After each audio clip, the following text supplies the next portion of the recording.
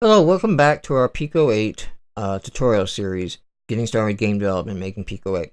In this video, we are going to do the very basics of drawing a sprite and getting a sprite on the screen.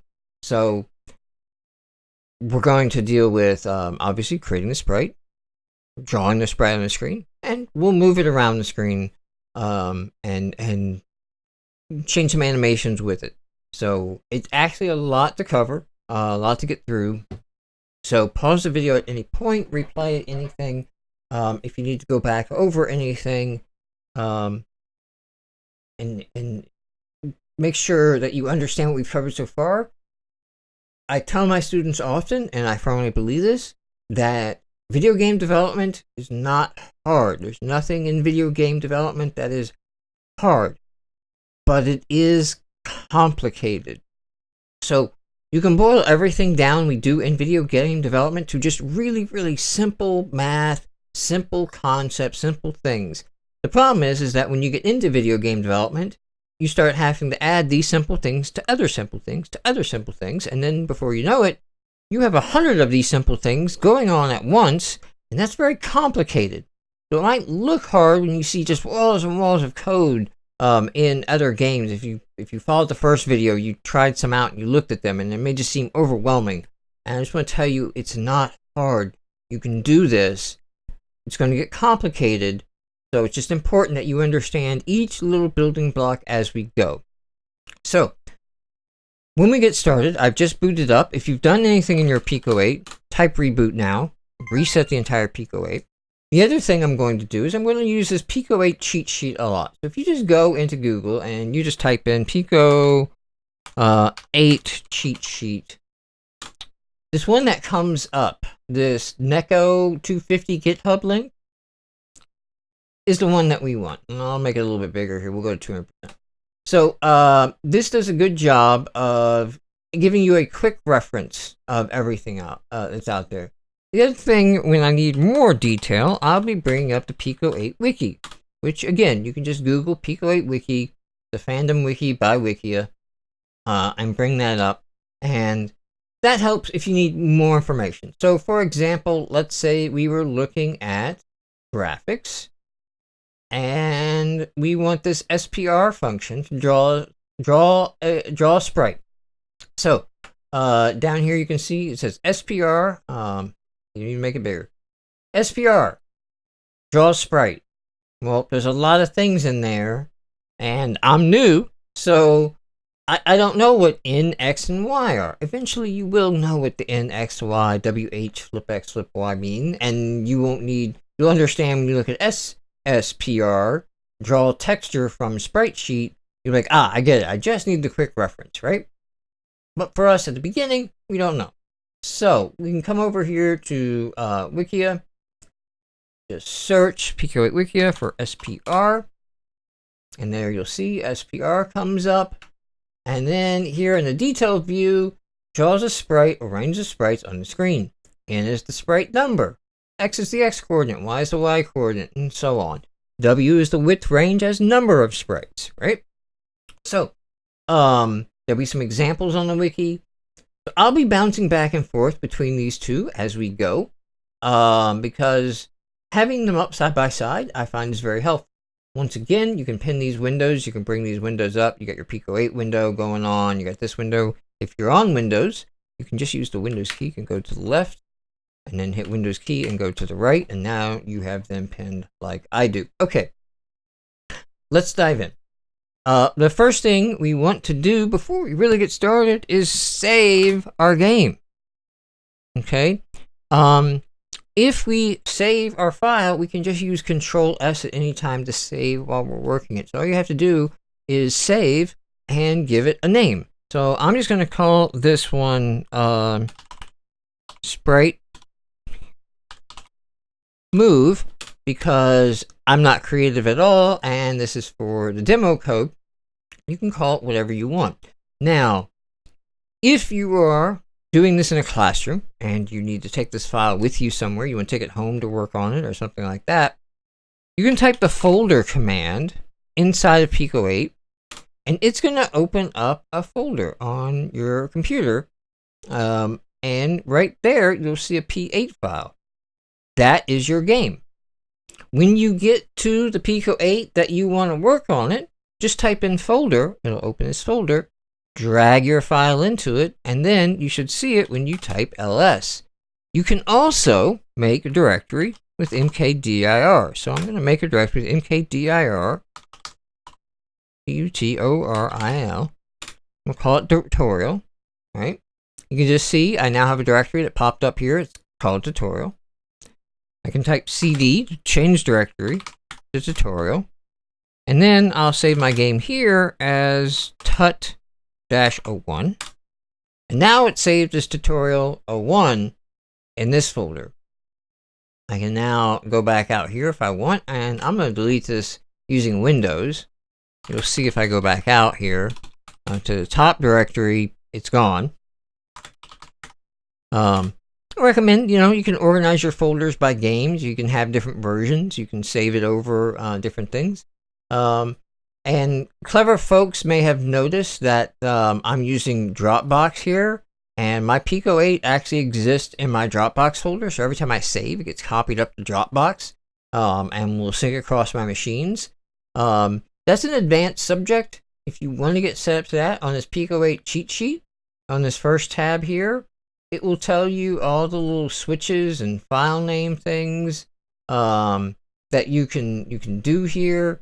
If you go to the wiki, and I'll reset this real quick, and you just look for config,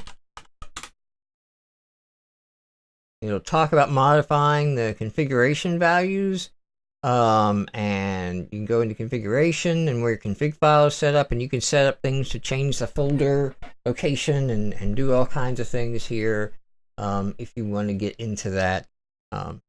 So all right, let's get into creating a sprite. So the first thing we do, let's just start off with the easy part, and let's draw our sprite. Now you notice this first one will have a sprite in it. It's going to have this little X character. You can draw over that if you want, or you can just leave it alone. This is a special character that later will be used on the map screen to erase things on the map. It doesn't matter what is in this slot. It's just that the first tile is always the erase tile. Okay? You can use that. I'm going to actually leave that alone and use sprite number 1. You can see right here where it tells the number. That's the number of the sprite that I'm on. That will be important later. I'm on sprite 1, and that is sprite 0. I'm leaving it alone. So, what am I going to draw? You know what? I think I'm going to draw like a little eyeball. Now, since this is our first time doing anything with PICO-8, don't get crazy and try to make the perfect sprite here. Right? Go ahead and just make something, right? And it doesn't matter if it looks perfect or not, because we're just going to work through the basics, okay? And we're not going to worry about making it perfect, or is this great? Can I do something with that? Just get something on the screen. That's okay. Resist the urge to make it beautiful and perfect. But there's our eyeball. So we have a sprite in slot 1. So now we got to go to our code screen. Before we get started, there is a few things we need to know, and I'm going to come down here to the PICO-8. Okay, so I'm on my PICO-8 cheat sheet, and I'm looking at PICO-8. And there's execution flow. Draw, init, update, and update 60. We're not going to use update 60. We're going to take the default. Runs at 30 frames per second. If you use update 60, your game runs at 60 frames per second. We're going to stick with the default. So, when you sit down to start your game, you're going to need to enter some code. And in a game, the code runs in a loop. Every frame, it runs through code. If we just typed in code without anything special. So CLS clears the screen. So the first thing I want to do on my screen is I want to clear it. And then SPR draws the sprite 1, and I'm going to go 64, 64. I'll explain that in a second. So if I hit Control S, see, I just hit Control S and it said save down there. And then I hit Control R to run. It drew my sprite in the center of the screen, but it left me at the command prompt. The game isn't running. It just did these in the order in which I told them to do things. So I want it to do that over and over again, right? That's where draw comes in, okay? The way we use this is we type in function underscore draw. And then what do we want it to do? And then when you're done with the function, when I'm done with my list of commands, we type end. Now when I run this, the game is running at 30 frames a second. My sprite is just sitting there, kind of in the center of the screen. But we can't do anything with it yet. We'll work on that here in a second. But now I am running the game. So what we have here is a function draw that we created, but we also used a function CLS and a function SPR. So go back to graphics. You can see that CLS clears the screen. Color equals the color to clear. I didn't give it a color, did I? I didn't give it any color. If the argument is in brackets, it means it's optional. You don't have to give it an argument. Arguments are what go inside the function parentheses. But we can give it an argument. So these are the numbers for the colors. You can also see this if you go to PICO-8 and you watch down here at the bottom. It's going to give you a nice British spelling of color. So color 12 is this light blue. Let's go with that. So if I put 12 in here and run it, now the screen gets cleared to blue, and there's my little eyeball sprite chilling off center. And again, down here, we previewed this a second ago, but I used SPR in X and Y. N is the number of the sprite, which we did 1. Once again, that came from here. I'm clicked on here, and it's number 1. If I was over here, you see this would be 38. If I draw something in there and I want to draw that, it'd be 38. But I drew that, and so it's 1. And then 64 and 64 is the X and Y on the screen. So let me take a second here to explain that. Okay, I'm going to use my magic drawing on my screen tool. But imagine this green box is our screen. Okay, said earlier in the prior video that this is 128 by 128 pixels. So what that means is up here, this is X0, Y0. Down here, this is X128 and Y128. Okay? So, as you go this direction, X becomes 128, Y is still 0. So X increases when you go to the right, and Y increases when you go down. So this is 0 on the X, 128. Why did I call out Y increases if you go down like that? Well, if you're used to normal graph paper, right? Like you're used to in school, right? So you got a normal graph paper with tick marks, everything, right? This line here is your X. This line here is your Y. You're used to Y increases as you go up. Okay? In computer graphics, when you talk about the screen, Y increases as you go down. All right? So, when it says here, it needs an X and a Y value, it's asking for, of the 128 and 128, where do you want to put it on the screen? Now, when I run this, you noticed, and I've called it out a couple times, it's off center. Well, that's in the way that sprites get drawn on the screen. So when we create this sprite here, I'll use my magic tool again. This here is the first pixel, okay? That's 0, 0. This pixel down here is actually 7, 7, okay? So we're counting 0 as a pixel. So that means this is actually 8 pixels wide. So it's an 8 by 8 sprite, okay? 8 up, 8 down. When we draw it, though, it doesn't draw it by the center, okay? It draws it by the top pixel. When I said draw this sprite, and I said draw it in the center, what it actually did was, I'll use red for this, draw my sprite anchored to the top. So since I know that my sprite is going to be 8 by 8, right?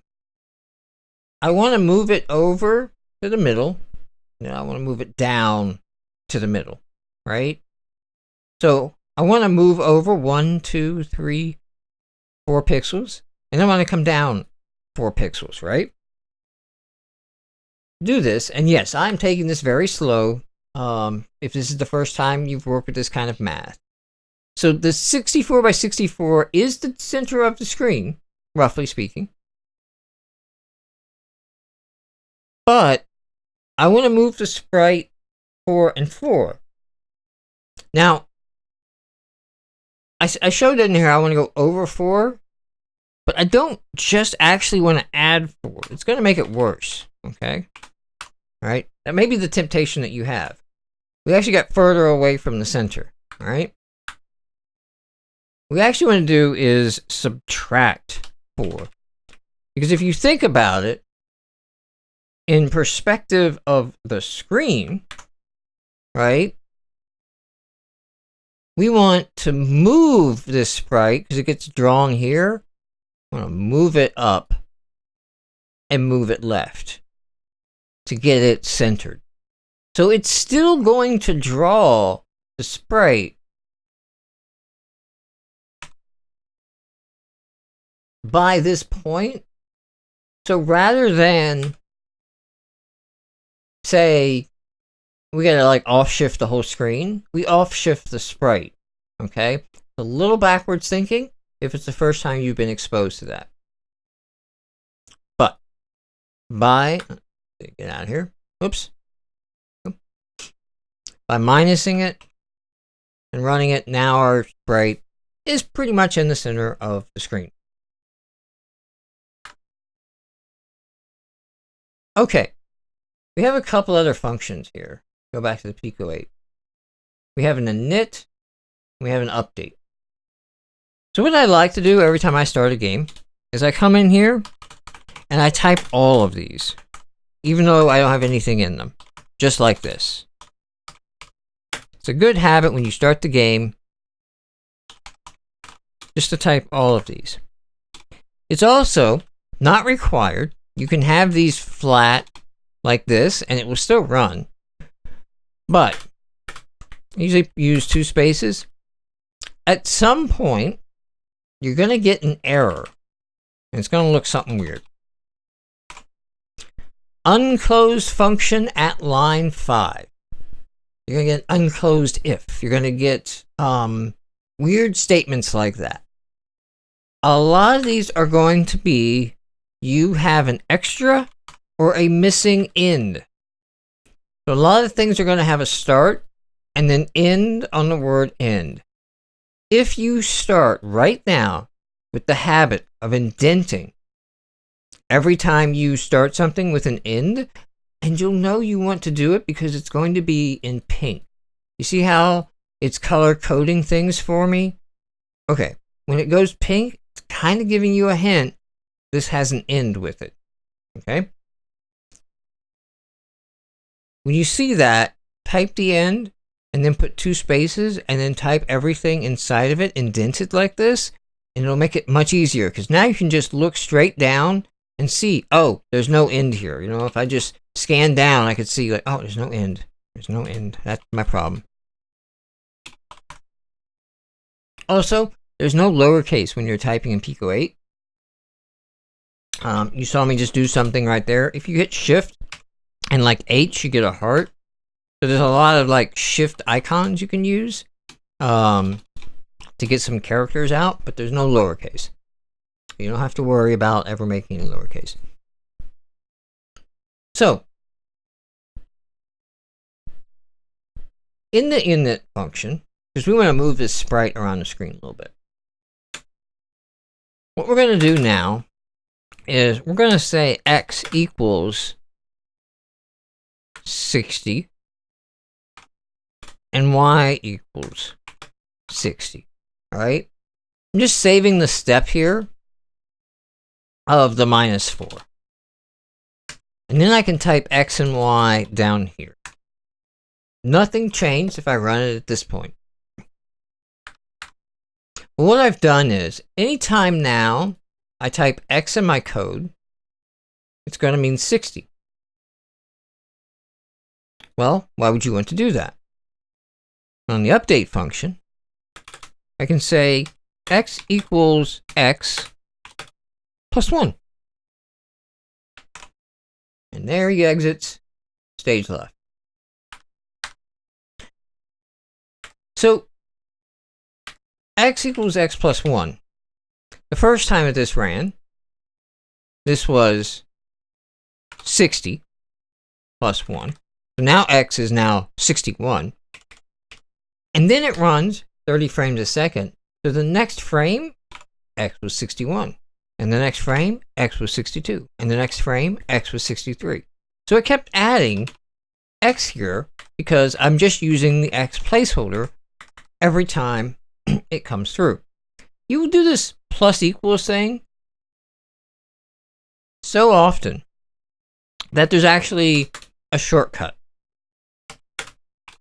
And it is that. X plus equals 1. These mean the exact same thing.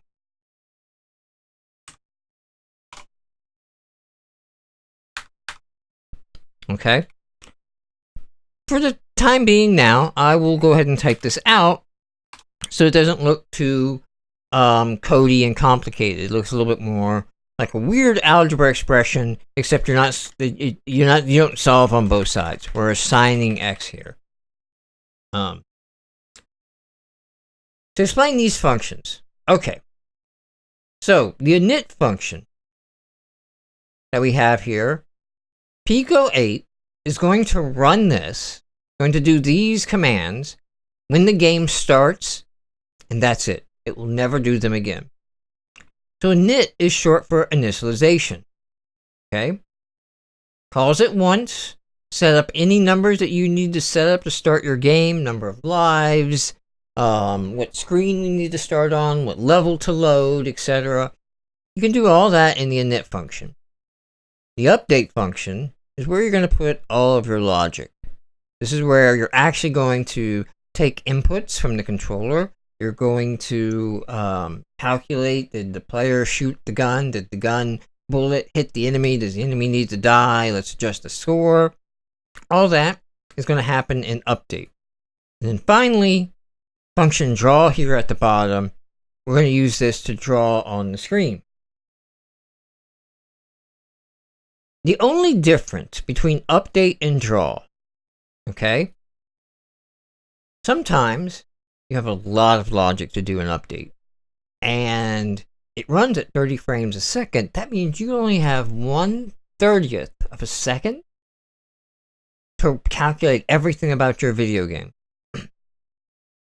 It's not that hard. Don't get worried. Computers are fast these days. But you might not make it every time. You might need a little extra time. You might take 1/20th of a second, 1/10th of a second. In that case, what's going to happen is PICO-8 is going to notice that it took too long in update. And PICO-8 is going to immediately call update again to try to catch up. And it's going to skip calling draw. If you've ever had a video game that drops frames, that has frame lag, that's what's happening. It's not calling draw because update took too long. So, the only thing we need to do in draw is draw things on the screen. We should avoid doing game logic in draw. We can, nothing's stopping us. But we should avoid doing it so that PICO-8 can just drop frames and let our game catch up if things run slow. And things could run slow because somebody started running like iTunes in the background, right? Like the things that we can't control could cause our game to run slow. So by doing this, we'll allow Pico's game engine to catch up on its own, and it's not something we have to worry about ourselves. All right, let's do something a little bit more interesting here with this x equals x plus 1. Let's come over here to PICO-8 cheat sheet and look at input. So this is the PICO-8 controller. Up, down, left, and right. And then you have a start A and B button. And then you've kind of got like this extra pause enter key that you can use, right? So by default for player 1, this is the arrow keys up, down, left, and right. And the Z and X keys are your A and B buttons, okay? So there's only 2 functions that you need to know about for PICO-8 input, for handling input from the player. And that is button and button P. So button is true or false. True when the button is pressed down, and false if it's not being pressed. Okay? So, what we can say is, how does that work? I said true and false, something we hadn't done with. Well, we have this if function. If btn, it goes green, I mean it's a PICO-8 function, right? So if you're using something from the wiki, you expect it to go green, you should type it in. The arguments that we pass in is the button that we want and the controller or the player number. We don't have to enter that if we're just doing one player. So we're going to just do one player right now, and we're just going to focus on the button. Okay. The button we want is, we know this moves the player on from our view to the right. I said stage left there. Stage left would be from the view of the stage. It would be from the view behind the eyeball that we have on there, like looking out at us. So, if we want to go to the right, we can see that this is labeled 1, right? That's button 1. So, if button 1, then, watch this. We're going to indent. Notice it went pink. That means there's an end. Okay? See how you can start to begin to forget ends? We got an if. That needs an end to know when the if is done. And then another end here. Let me just run this. Now I'm hitting the right arrow key. It moves right. I can run off the screen. But if button 1 is down, then x equals x plus 1. The next thing, let's move the other direction. So if button, I'm going to move to the left. So that's going to be over here. That's button 0.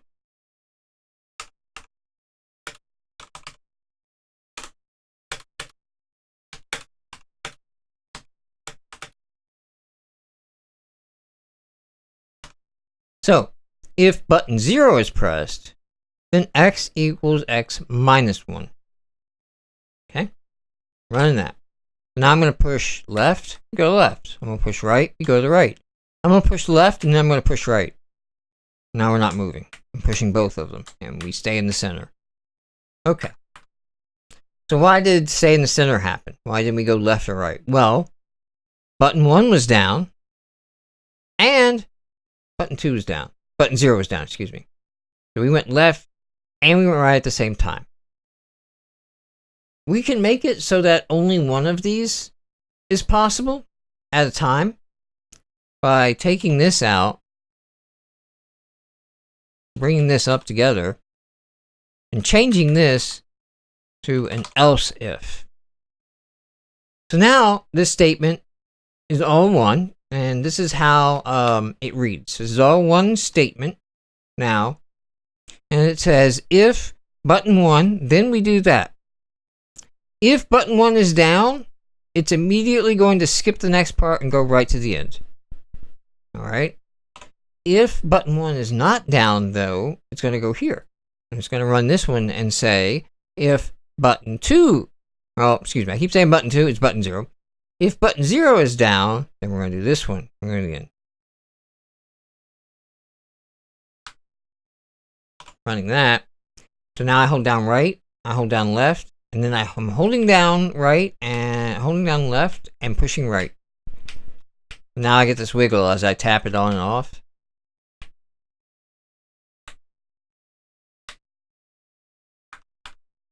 So, we have our left and our right, and we have them chained together. Where would you reference these, by the way? Well, an interesting sort of thing. This is considered math in programming. Here, you can see, you start off with some actual math functions, you know, rounding numbers and things like that. But then you get down here and you can get to the actual math. So this is assignment. This says A equals B. Now A is now what the B was. And sum and minus. If you want to multiply, it's an asterisk, and divide is a slash. The percent sign is modulus division or remainders if you use that. And this is powers. The sum 2 is what I showed you, is x equals x plus 1. Can also be written this way. So down here we have the flow control. All right. If condition, that's not the one we're using. It's an inline if. We're not using those yet. We're doing this one here. If condition, then this. Else if that. Let me do this. Else here, end. We haven't used else yet, but else would be if none of these are true. Nothing happens, and we want to do something. Okay? There's whiles, there's repeat until, there's a couple versions of for. These here, if you can understand all of these commands, you are way ahead of the game. They may take a bit to sink in and understand truly what's going on, but if you can sink these in, you're way ahead of the game, and these are the basic building blocks that you will snap everything else onto to make your entire game in code. It's really it. Like I said, game programming is not hard, but you're just going to have a lot of these little simple blocks stack up, and it gets complicated. So back to input. Up is 2, down is 3. At this point, we sort of have a template, right? We can just copy this else if down here, and we can say else if button 2, that's up, and button 3, that's down. Now here, to go up, we're going to change the Y. Y controls up and down. And remember, if we're holding up in graphics Y, up is minus Y, and down is plus Y. Okay? So at this point, we should be able to move all 4 directions. If we hold down multiple buttons, then you can't move multiple directions at once. If you want to be able to move diagonally, you're moving in the X and the Y at the same time, well then these need to be run at the same time, right? We'll need to end that one, and we'll need to make this a new if statement.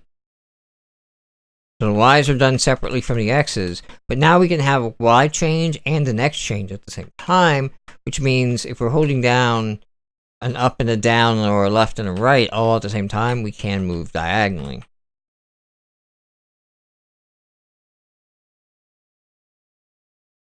The last thing we'll do to round this video out is we'll change our sprite based on the direction we're going. Okay? So we're going to come over here and we're going to make a new variable. We're going to call it S and we're going to set it to 1. Now we're going to come down here. We're going to change this to S. This typing the number in down here, right? So I'm clearing to that blue with 12. That's called hard coding. Generally, that's a bad thing. Generally, you want to use variables. That's what the S, X, and the Y are. You want to use variables to put in sense of these so you can change them. Because this is hard coded. It means it's hard to change. You actually have to change the code to change it. You can't change it when the game's running because it's always going to be 12. These we can change while the game's running. So think of them as soft coded. Alright, let's come to our sprite sheet. You can Control C, that's copied 1x1 sprites. You can copy these out, right? And now I'm just going to take this guy and give him an up. By the way, I am right-clicking on the color I want and left-clicking to draw to do a quick edit like this. There we go. So I got an eye looking in each direction, right? I don't have the diagonals covered right now, but we'll handle that in a moment.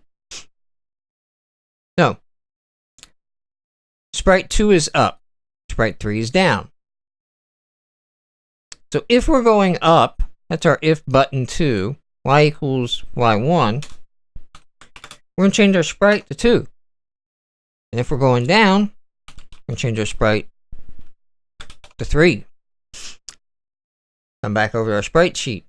To the right is 4, to the left is 5. So, S equals 4. In our code that goes to the right, S equals 5. This is our code that goes to the left. Run this. Uh-oh. Got a problem. More than the diagonal. We don't have the diagonal working. But that's okay. Bigger problem is if we stop moving, we don't go back. So, how do we solve this? Well, one way is at the start here, reset everything. So, every time we call update, we're going to set S back to 1. Which means if we're not pushing any buttons, we'll never call any of these other S's. So that should reset our I to the center. Okay, so last thing here, let's fix this diagonal, right? Come back over to our sprite sheet. Come down here. Okay. I'm going to take this guy, put him up here. Take this guy, put him up here. Down here. And here. Okay. Now this is going to get a little tricky the way we have it at the moment.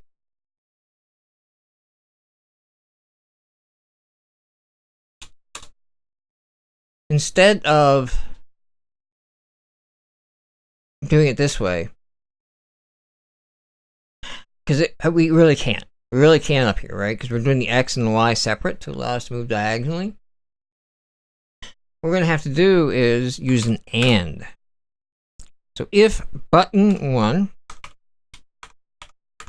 okay, so we're pushing right, and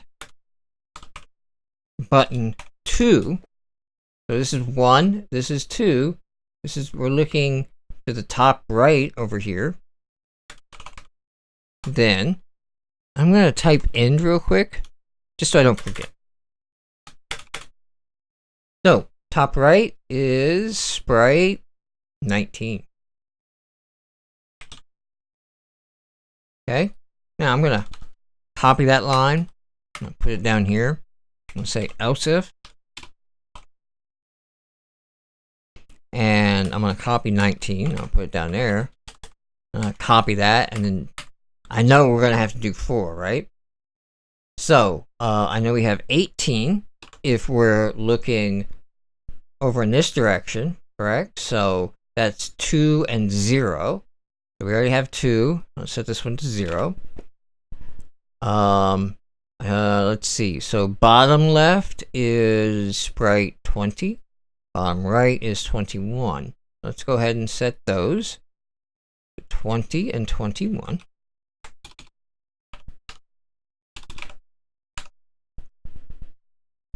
And in this case, we're going to be pushing the bottom. We're going to be pushing down, right? So both of these will go to 3.